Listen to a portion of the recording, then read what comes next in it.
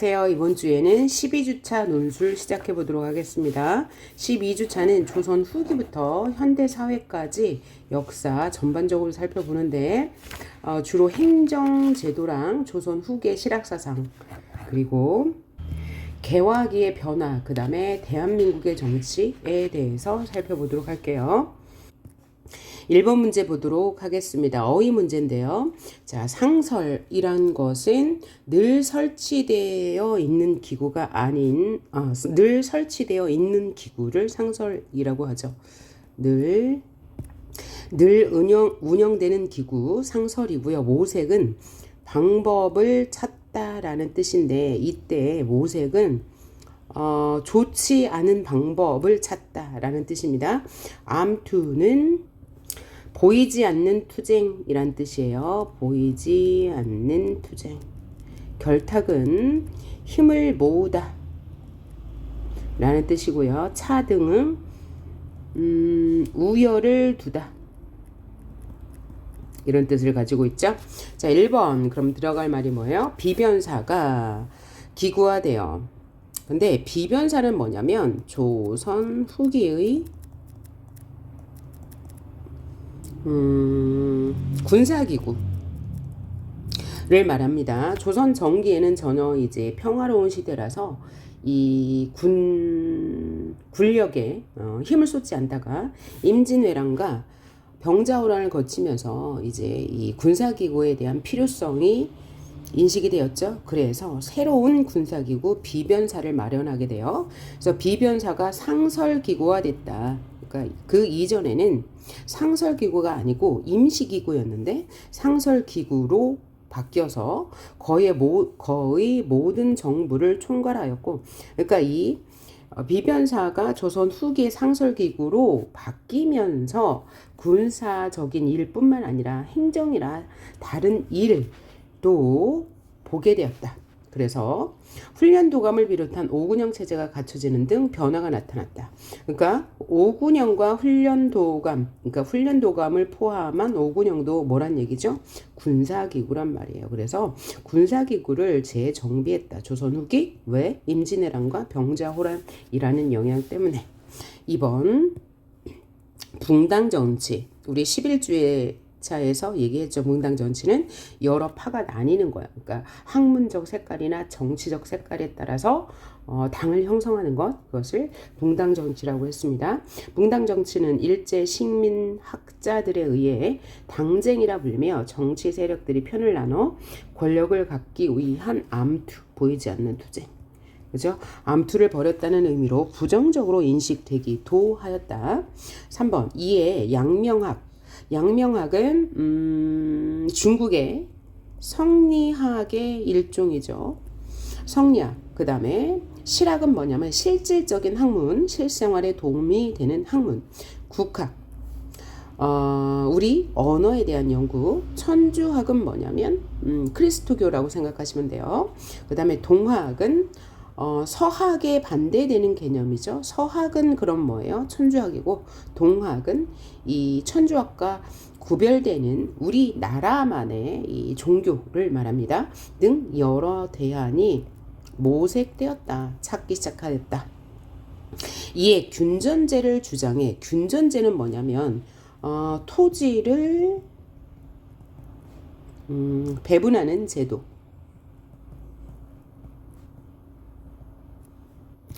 자, 이 균전제가 등장하게 된 배경이 뭐냐면 당시에 이 조선 전기까지 소수의 지주, 땅의 주인들이 농지를 겸병함으로써 농촌 사회가 피폐화됐어요. 그러니까 한 사람이 너무 많은 토지를 가지고 있다 보니 농민들은 생활이 어려워졌어요.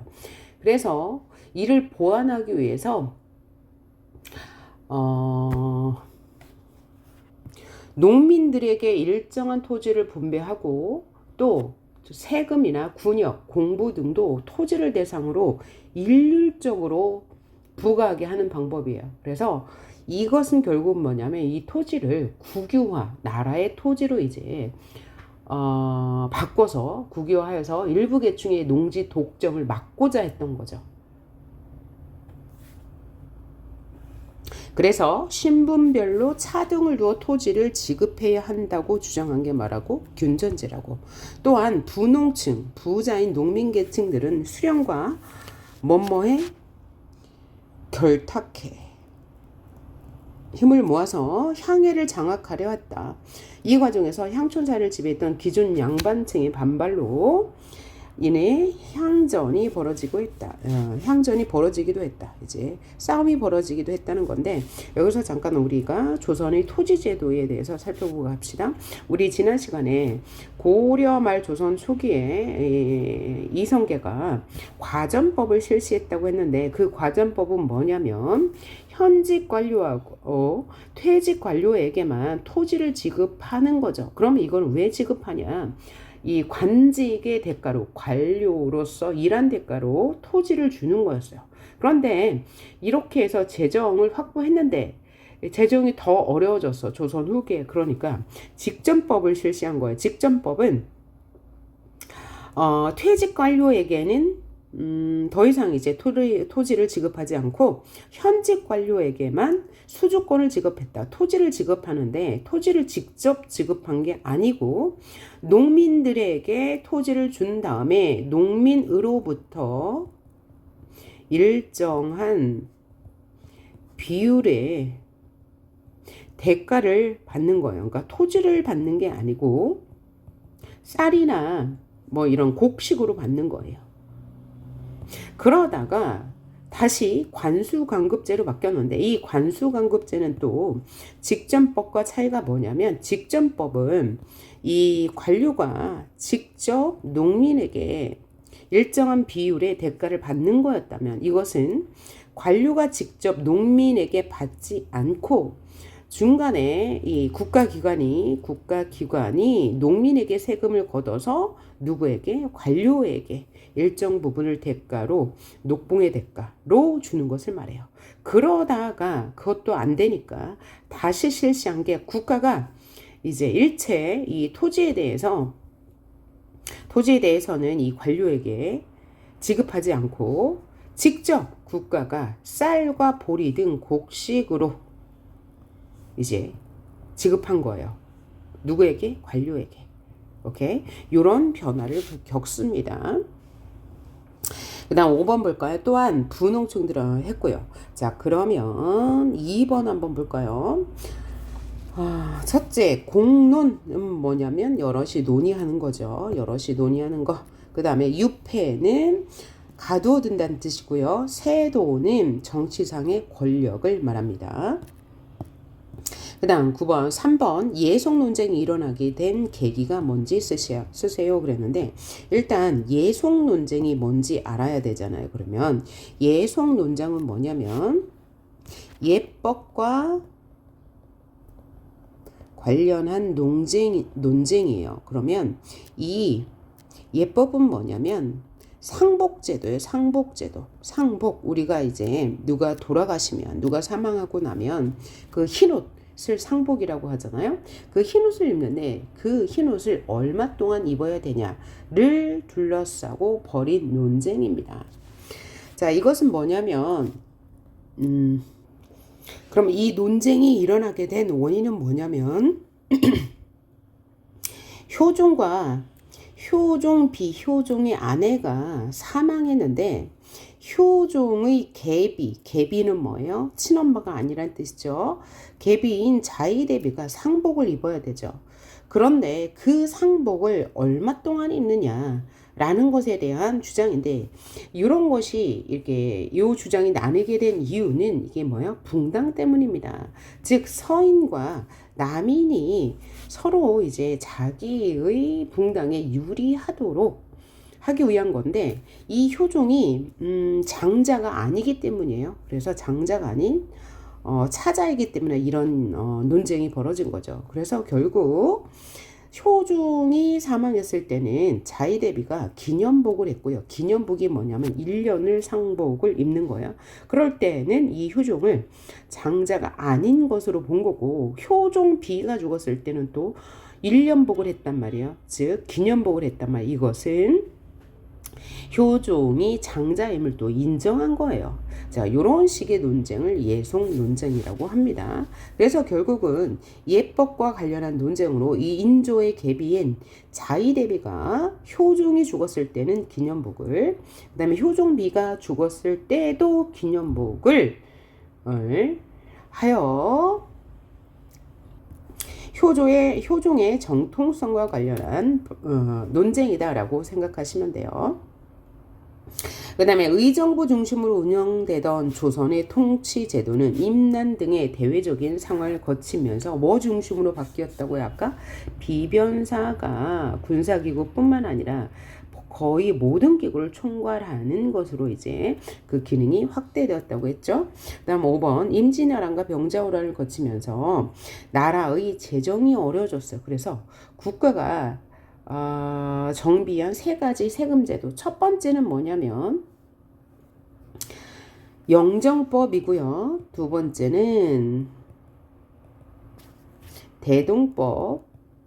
세 번째는 균역법인데 이것들은 각각 어떤 특징이 있냐. 영정법이라는 것은 풍년이나 흉년에 관계없이 토지가 얼마나 비옥하냐에 따라서 9등급으로 나누어서 세금을 부과하는 것이죠. 이거는 토지를 가진 사람들의 토지 소유자들이 내는 세금이에요. 토지 소유자가 내는 세금이고, 대동법은 뭐냐면 원래 이제 토지 소유자 말고 그 일반적인 이 국민세 이런 것은 누구만 냈습니까? 조선시대에는 평민들만 냈죠. 양인들만 냈는데 이 양인들은 세금을 돈으로 낸 게 아니라 각 지방의 특산물로 냈단 말이에요. 그런데 그 지방의 특산물을 이제 내지 말고 쌀로만 내라. 쌀로 세금을 통일한 거예요. 누구? 주민세 같은 거예요. 주민세 같은 건데 이때 주민세는 누구만 냈어?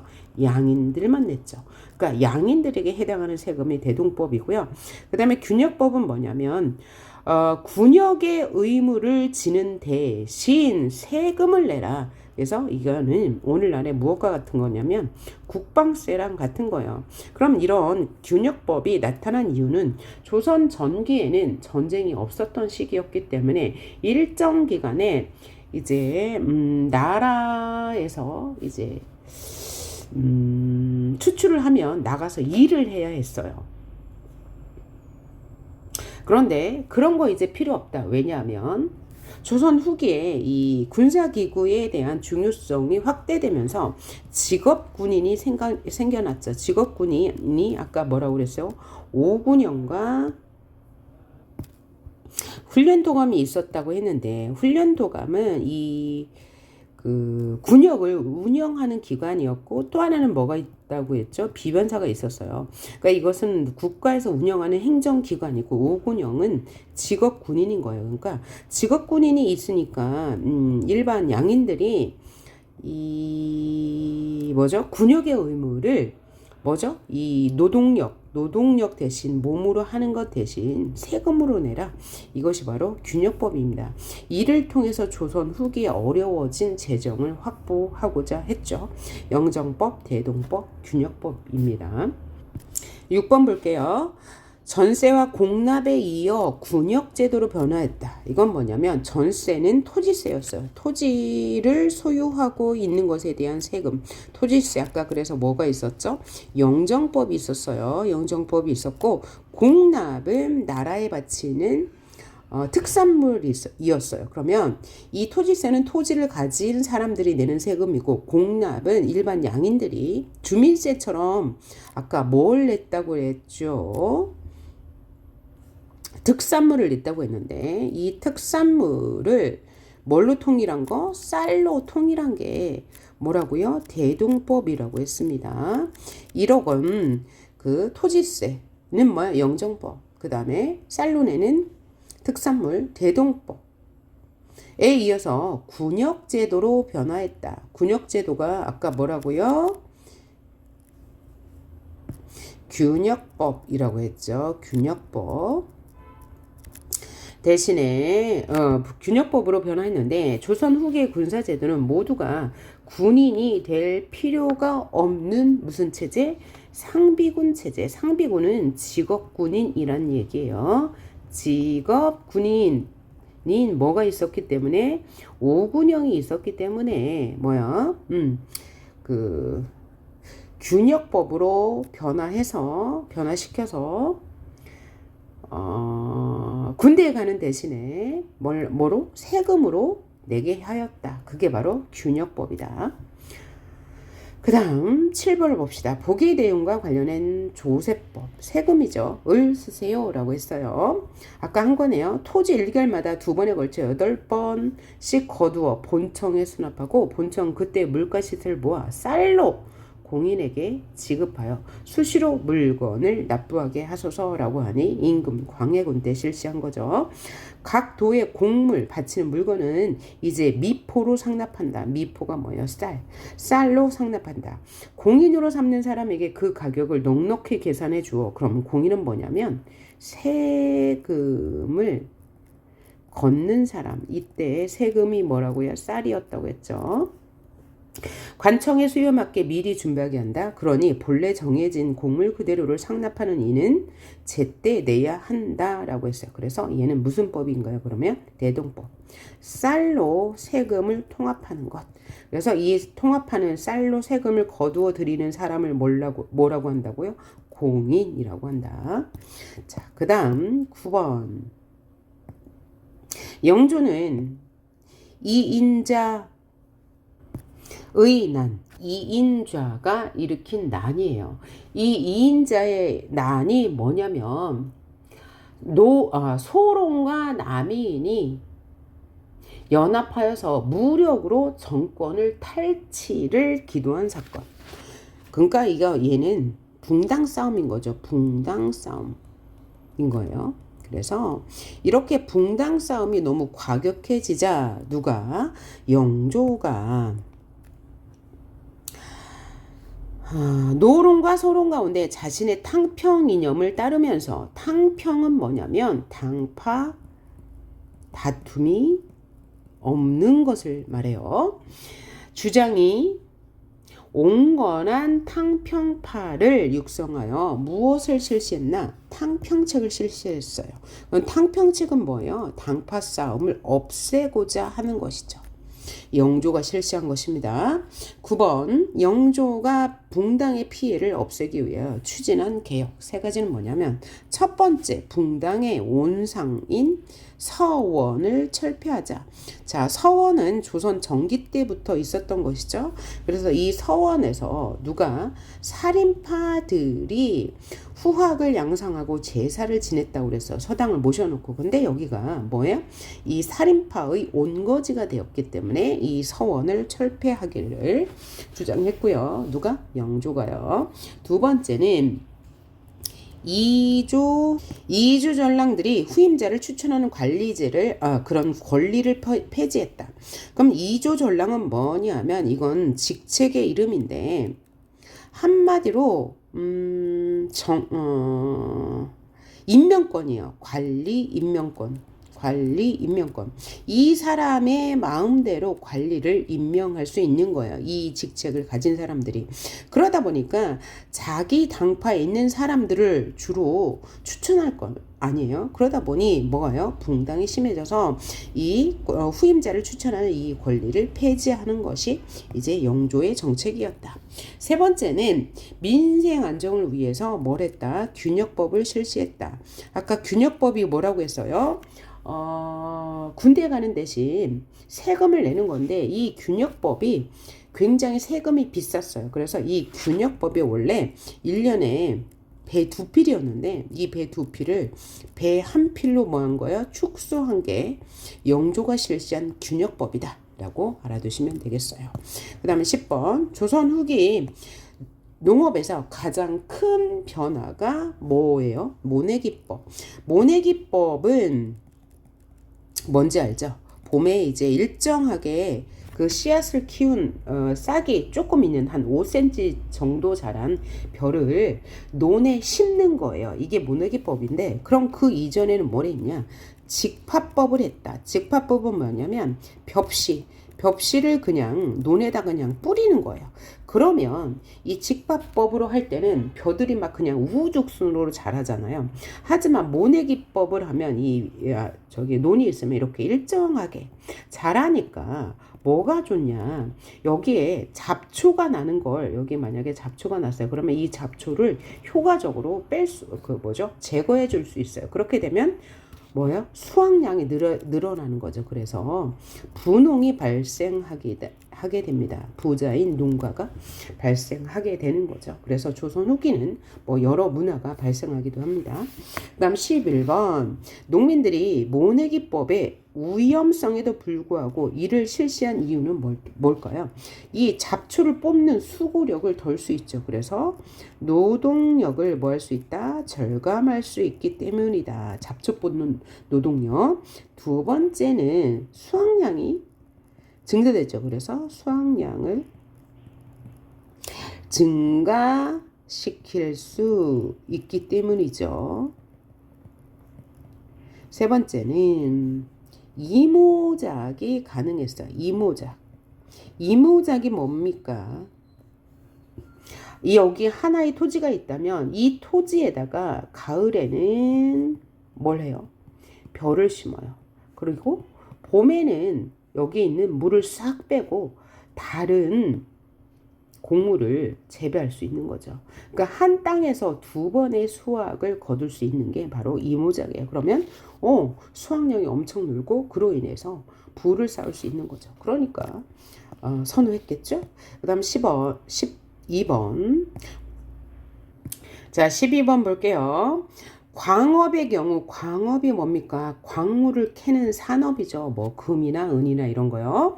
조선 전기에는 국가가 직접 광산을 경영하고 통제했는데 조선 후기에 들어서는 이것을 실시함에 따라서 광산 개발이 활발해졌어요. 그래서 평안도 지역에서는 광산 노동자가 수천 명이나 되는 큰 광산촌이 세워졌는데 이것을 뭐라고 하냐면 설점수세제라고 합니다. 설점수세제라고 하는데 수세는 세금을 거두는 제도고요. 설점은 정부가 주도하여 광산을 세우는 거예요. 그래서 광산을 일단 지정해놔요. 정부가. 그리고 그 광산을 일반 백성들에게 팔아요. 그러면 돈 있는 사람들이 그걸 사겠죠. 그래서 그 산 것을 다시 사람들, 인부를 모아서 광산을 막 캐게 하는 거죠. 그런 다음에 일정한 양의 세금을 정부가 받는 거예요. 이게 뭐라고요? 그죠? 설점수세제. 그럼 그 이전에는 정부가 이 광산을 직접 관리했는데 이 광산 관리권을 사유화시킨 것, 이게 바로 뭐라고 할 수 있는 거야? 설점수세제라고 할 수 있는 거네요. 자, 13번 봅시다. 정부에서도 부족한 재정을 확보하기 위해 어머니의 신분 제도를 따르는 것이 뭐냐면 노비 종묘법. 그러니까 어머니를 따라요. 노비는. 그죠? 근데 이게 왜 부족한 재정을 확보하는 거냐? 이 노비들은 사람이 아닌 물건 취급을 당했는데 노비는 소유주가 누구냐에 따라서 관노비냐, 노비냐로 나눌 수 있죠. 산노비는 개인이 소유한 노비고 관노비는 국가에서 소유한 노비죠. 그러면 노비 수가 많아지면 관노비가 많아지는 거고 국가에서 소유한 노비가 많아지는 거고 이로 인해서 노동력을 확충하여서 재산을 늘릴 수가 있는 거예요. 국가의 재산. 그래서 노비 종모법을 따랐다. 그리고 1801년에는 일부 공노비를 제외한 6만 6천여 명의 공노비를 해방하기도 하였대요. 14번. 먼먼은 자연촌을 단위로 여장을 두고 농민들이 토지를 공동으로 소유하고 경작하는 한편 노동량에 따라 수확물을 나누자는 것이었어요. 이게 이제 실학사상가들이 주장했던 토지 소유제인데요. 자, 그러면 이걸 뭐라고 하냐? 노동량에 따라 수확물을 일정하게 나누자. 이걸 뭐라고 하냐면 여전제. 이건 토지 소유제의 일종인 거죠. 균등하게 나눈다. 이 여전제고요. 이 여전제보다 현실적으로 민전의 내부에서 존재하는 지주전후제, 지주가 이 땅을 소유하고 관리한다. 이것을 인정하는 것이 뭐냐면 정전제입니다. 오케이. 이것은 누가 주장한 거냐? 실학자들이 토지 소유와 관련해서 내놓은 방안들입니다. 근데 이게 실현되지는 못했습니다. 현실화되지 못했어요. 왜냐하면 이런 실학가들이 실질적인 정치에 참여하지 못한 사람들이었기 때문이에요. 그 다음 15번 문제가 윗글 가마 작품들의 공통점을 서술하시오 라고 했는데요. 작품들을 볼까요? 이 작품들은 모두 조선 후기에 등장하기 시작한 예술의 갈래라고 볼 수 있죠. 그러면 가는 뭐예요? 얘는 딱 보니까 시조예요. 그죠? 시조라는 것은 고려 말부터 등장했는데 내용을 한번 봐야 되고요. 시조의 내용을 봐야 되고, 나는 이게 뭐냐면 봉산 탈춤이에요. 그러니까 얘는 갈래 봐야지. 탈춤이라는 갈래인 거죠. 그 다음에 탈춤은 우리 문학으로 본다면, 예술의 장르로 본다면 뭡니까? 가면극이에요. 가면극. 얘도 내용을 봐야 되고요. 3번을 보니까 이제 그림이네요. 하나는 김홍도의 그림, 하나는 이제 이거는 민화라고 합니다. 민화는 일반 백성들이 그린 그림이기 때문에 이제 이 작가가 표기되어 있지 않아요. 작자 미상입니다. 그 다음에 라를 보니까 춘향전이네요. 춘향전은 조선 후기에 발생한 뭐예요? 판소리를 계승한 판소리계 소설 장르죠.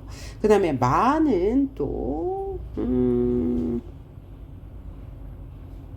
홍길동전이네요. 홍길동전. 얘네들은 내용상으로 볼 때 이제 여러 갈래의 예술 말하는데, 내용상으로 볼 때 어떤 내용을 다루고 있느냐, 이게 이제 질문인 것 같습니다. 그래서 가에서 마의 공통점을 찾아보겠습니다. 가작품 보겠습니다. 두터비 파리를 물고 두엄 위에 치달아 앉아 건너산을 바라보니 흰 몽골매가 떠있구나. 송골매가 떠있구나. 깜짝 놀라 뛰어 도망가다가, 누가 깜짝 놀라서 뛰어 도망간 거예요? 두꺼비가 파리를 물고, 두엄은 뭐냐면 이제 퇴비, 거름을 쌓아놓은 이게 무덤 같은 거죠. 파리를 물고 왜 두엄 위에 치달아 올라갔어요? 파리를 먹으려고 치달아 올라갔는데, 그 먹으려고 하다가 건너산을 바라보니까 송골매가 있어요. 자, 그러면 여기서 의미하는 바가 뭐냐면, 송골매는 두꺼비보다 힘이 센 상위 관료가 되는 거고, 그러면 이 두꺼비는 파리를 먹는 존재이니까 여기는 두꺼비는 탕관오리라 할 수 있습니다. 탕관오리가 뭐예요? 부정부패를 일삼는 관리. 부정부패를 일삼는 하위 관리예요. 그러면 파리는 뭐가 되겠어요? 이 하위 관직자에게 당하는 일반 백성이 될 거예요. 그래서 얘는 굉장히 비유적이고 상징적인 시조가 되겠는데, 그러면 누구를 비판하는 거죠? 두꺼비로 대표되는 탐관오리를 비판하는 시조가 되겠어요. 깜짝 놀라 두꺼비가 풀떡 뛰어 도망가다가 두엄 아래 자빠졌어요. 그래서 누가 하는 말이에요? 두꺼비가 스스로 하는 말. 뭐라고 말했냐? 내 몸이 날래기 망정이지, 내가 이제 행동이 잽싸기 망정이지, 그렇지 않았으면 뭐였어요? 큰일 날 뻔했어, 넘어질 뻔했어 라는 거죠. 그러니까 이 여기서부터 여기까지가 중장입니다. 여기서부터 여기까지는 중장이에요. 이렇게 중장이 굉장히 길어졌죠. 중장이 길어진 시를 우리는 뭐라고 해요? 사설시조라고 합니다. 중장이 길어졌어. 사설시조. 그럼 이 사설시조는 누가 창작을 했냐? 사설시조는 100% 평민층이 창작을 한 겁니다. 평민층이 창작한 거예요. 왜냐하면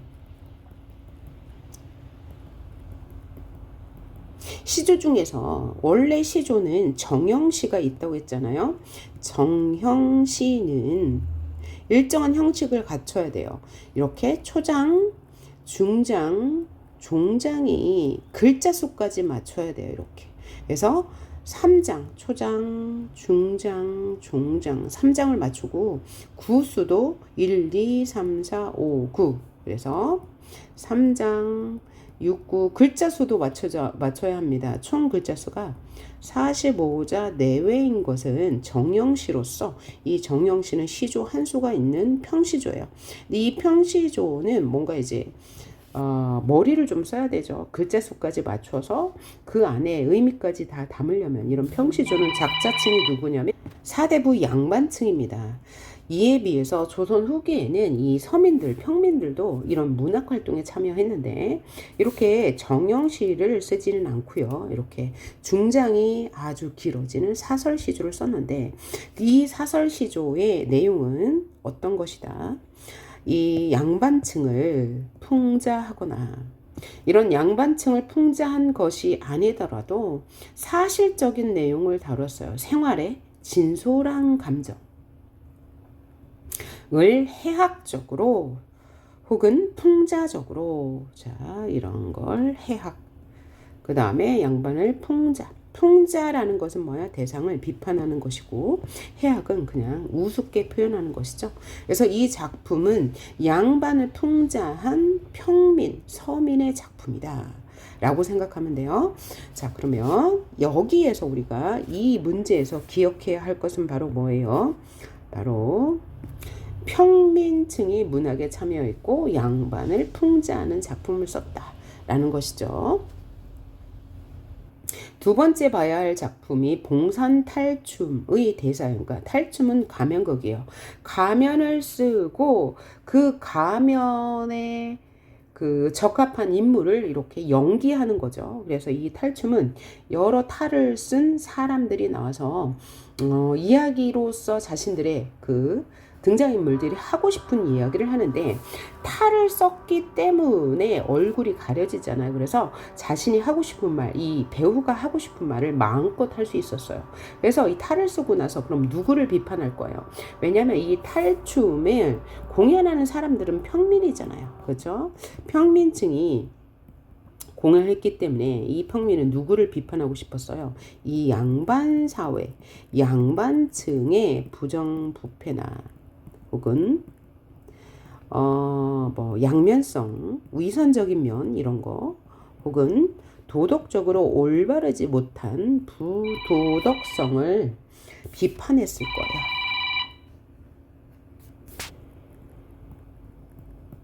이런 내용이 담겨 있는데 이 탈춤은 대부분의 뭘 비판하냐? 이 양반층의 부정부패와 양면성, 위선적인 면, 부도덕성을 비판한 내용이라고 보시면 되겠어요. 자, 그러면 이 말뚝이라는 이름을 보아 이 말뚝이는 누구일 거예요? 상민계층이나 천민계층일 거예요. 그러니까 이제 노비가 된다는 거죠. 그리고 등장인물 2가 뭐예요? 양반이에요. 그러니까 이 말뚝이라는 천민이 양반을 비판하는 풍자적인 내용을 다룬 탈춤이다라고 생각하시면 돼요. 자, 그래서 이 탈춤은 일정한 재단 구조를 지닌다고 합니다. 재단 구조. 재단 구조는 뭐냐면 재단은 하나의 이야기를 말하는데 구조가 있어요. 첫 번째는 쉬 하면서 이야기를 시작하고 그 다음에 양반을 비판하는 내용으로 이어지고요. 그렇게 양반을 비판하면 말뚝이가 이 양반이 뭐라고 그래요? 화를 내요. 화를 내. 그러면 다시 이 말뚝이가 변명을 합니다. 그게 아니에요 라고 하면 양반이 아주 이 멍청하게도 거기에 속아 넘어가요. 그래서 양반이 안심을 하고 다시 이제 춤을 추는 것으로, 다 함께 춤을 추는 것으로 이 제단 구조가, 하나의 제단 구조가 끝이 나는데, 이 제단 구조가 1, 2, 3, 4, 5 막으로 계속 이어져요. 그러니까 뭐야, 이 여기에 등장하는 소재만 좀 다를 뿐이고 이 패턴은 완전 똑같고, 전체적인 주제는 뭐야, 양반의 우위성과 뭐 부정부패를 풍자하는 내용이다 라고 생각하시면 되겠어요. 자, 그럼 이 내용을 한번 보면, 자, 양반이 말합니다. 쉬, 양반 나오신다. 바로 여기죠. 제담의 시작을 알려요. 제담의 시작. 시라는 대사로 하나의 제담이 시작되는 거죠. 양반이라고 하니까 노론소론 호조, 병조, 옥당을 다 지내고 삼정승, 육판서를 다 지내고 태로 재상으로 계신 양반인 줄 알지 마라. 그러면 어떤 양반이냐? 계잘량이라는 양자를 쓰고 개다리 소반이라는 반자를 쓰는 양반이 나온 거예요. 그러니까 여기에 뭐가 있는 거예요? 이 양반을 풍자하는 내용이 있는 거죠. 그러면 계잘량의 양자에 개다리 소반 반자는 뭐냐면 이런 밥상을 말하는 거예요. 소반. 근데 이 상이 이렇게 이 상 다리가 이렇게 돼 있는 것을 우리는 뭐라고 하냐면 양반이라고 합니다. 그러니까 얘는 이런 표현을 뭐라고 하냐면 우리는 언어유희라고 합니다. 뭐라고 한다고요? 언어유희. 언어유희를 쉬운 말로 하면 말장난인 거죠. 여기 지금 양반이 나오는데 이 양반은 이렇게 이 높은, 직책이 높은 이런 벼슬을 지낸 양반이 아니고 그냥 이런 밥상과 같은 양반이야. 그래서 양반을 비판하고자 하는 의도를 드러냈어요. 그래서 얘는 이 양반, 소리는 똑같잖아요. 그죠?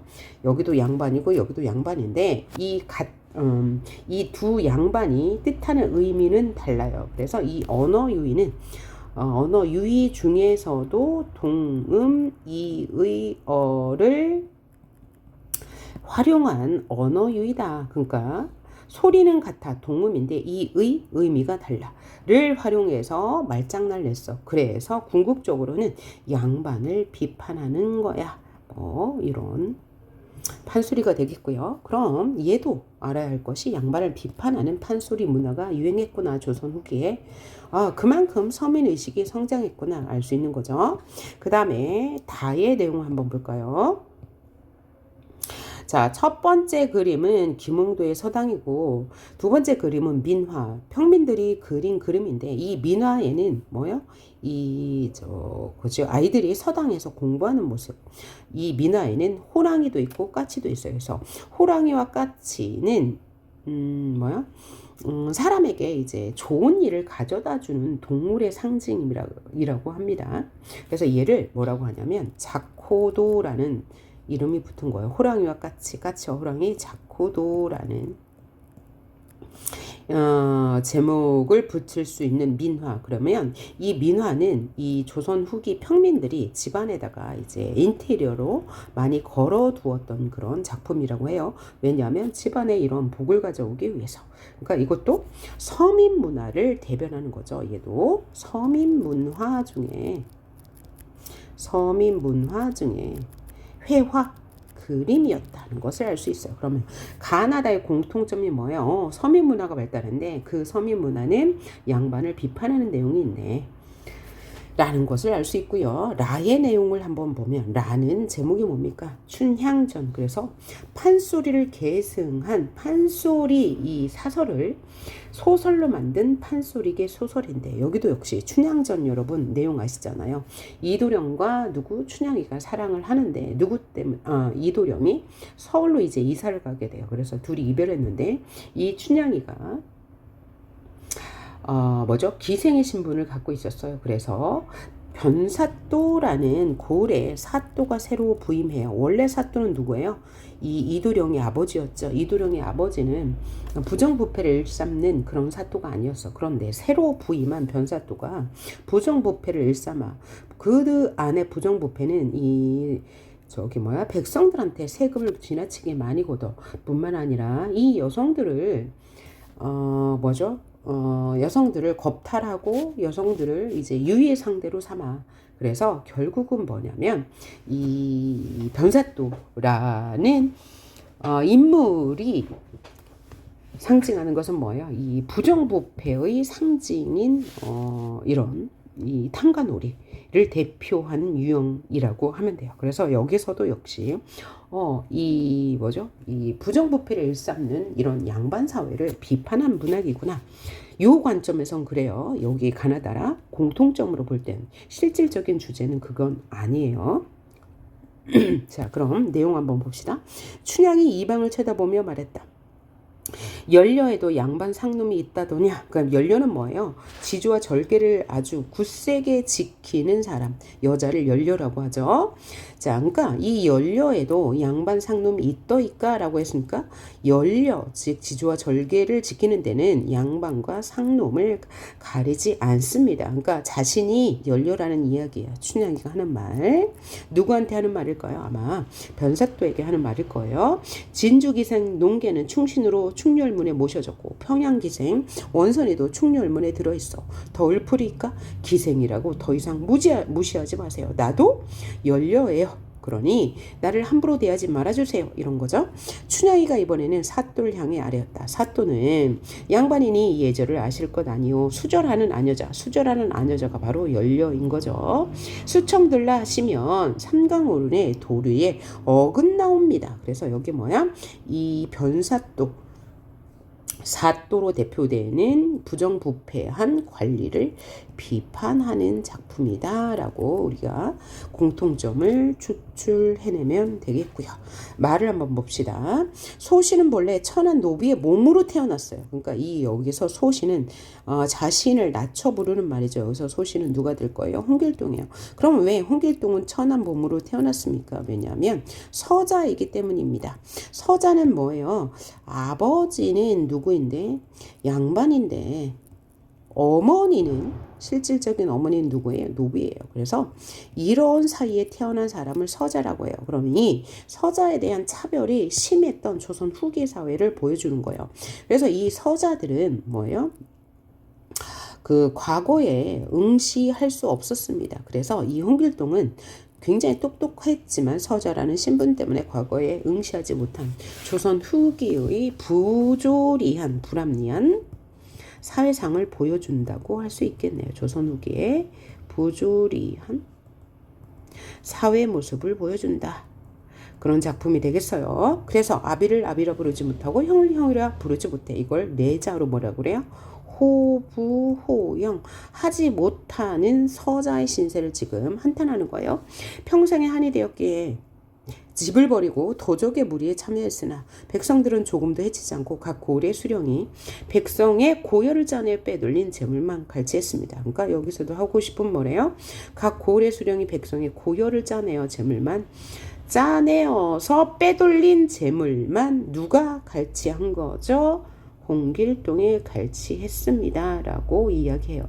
그럼 여기서도 가나다라마의 공통점을 잡자면 바로 이거죠. 고을의 수령이 백성의 고열을 짜낸다. 여기서 고열은 무슨 뜻입니까? 고름이란 뜻이에요. 고름, 상처에 난 고름. 을 누가 짜나요? 고을의 수령. 이거는 고을의 수령이 뭐 한다는 얘기예요? 탄관오리로서 횡포를 저지른다. 이 얘기를 하고 싶은 거죠. 자, 그러면 가나다라마의 공통점이 나왔죠. 가에서 탐관오리의 행포, 그죠? 나에서 역시 이 양반, 이 무능력한 양반, 뭐 이런 부정부패한 양반에 대한 풍자 나왔고요. 그 다음 다에서는 서민 문화가 이렇게 확대되었다라는 거 보여주고 라에서도 서민 문화가 확대되어서 판소리계 소설이 등장했는데 이 판소리계 소설도 뭐야?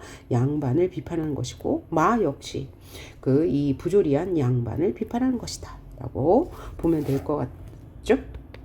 자, 그러면 서민들의 문화가 확대되었고 또 서민 의식이 확대되어서 양반의 부조리에 대한 비판적인 그 문화가 확대되었다는 것이에요. 그래서 가의 작품은 탕관오리를 비판하는 사설 시조였고 나의 작품은 탕관오리를 비판하는 가면극이었고 다는 서민들의 일상 생활을 보여주는 회화였고요. 그림.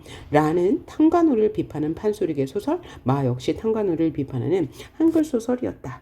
자, 그러면 이것을 글로 써보는데 이게 지금 몇 자로 써보냐? 400자입니다. 10줄 쓰시면 돼요. 자, 그래서 이렇게 한번 써봤는데요. 여러분은 조금 달리 쓰셔도 되고요. 꼭 들어가야 할 내용은 앞에 부분입니다. 이 작품들은 서민들이 조선 후기에 향유한 문화라는 점에서 공통점이 있다. 요거 공통점 들어가야 하고요. 자, 사설시조, 가명극, 회화, 판소리계 소설, 한글소설, 홍길동전이다. 이를 통해 서민들은 조선 후기에 들어 다양한 문화생활을 향유했다. 그죠? 그리고 내용적으로 볼 때 의식 또한 성장했다.